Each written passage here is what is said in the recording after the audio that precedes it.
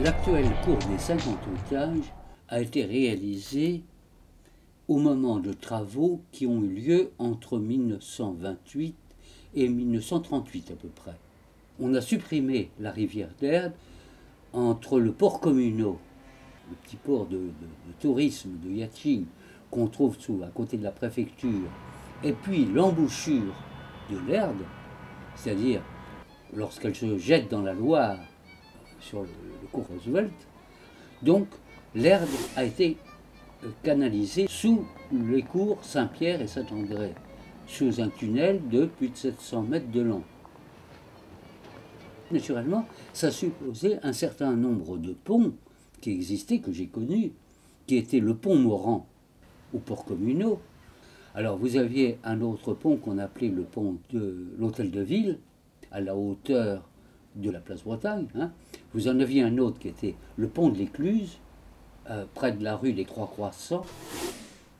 Et puis le quatrième, c'était le pont d'Orléans, venant du Bouffay, allant vers la place Royale. Tous ces ponts, je les ai connus, et justement, ça explique beaucoup le nom de Venise de l'Ouest qu'on a donné à la ville de Nantes.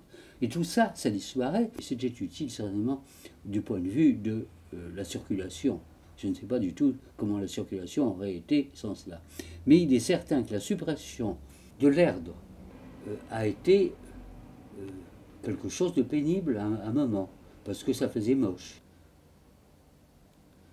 Eh bien, cet endroit qui est devenu complètement, qui a complètement changé d'aspect, on lui a donné le nom des 50 malheureux otages fusillés le 22 octobre 1941, lorsque le 16 octobre de ce jour, un matin, le colonel Hotz, qui était le feldcommandant de Nantes, a été abattu pratiquement sous mes fenêtres, rue du Roi Albert. Immédiatement, Hitler a donné ordre de fusiller 100 otages. Et c'est grâce à des Nantais très dévoués qui ont demandé même à être fusillés à la place d'autres, et grâce à un certain nombre d'interventions, qu'on a fusillé 50 otages et non 100. Ce qui n'empêche que ça a été quelque chose d'absolument horrible, puisque en fait, j'ai vécu cette période, j'ai connu cette période. Certains n'avaient absolument rien fait, ou presque rien. Ils auraient peut-être été libérés quelques jours après, et brusquement, ils ont appris qu'ils allaient être fusillés. Ils ont été fusillés à Nantes, au terrain du Bel, à Châteaubriand et à Paris. Le plus jeune avait 18 ans, le jeune Dabat. Le jeune Dabat était le fils d'un médecin militaire qui savait très bien l'allemand, que j'ai connu d'ailleurs, M. Dabat.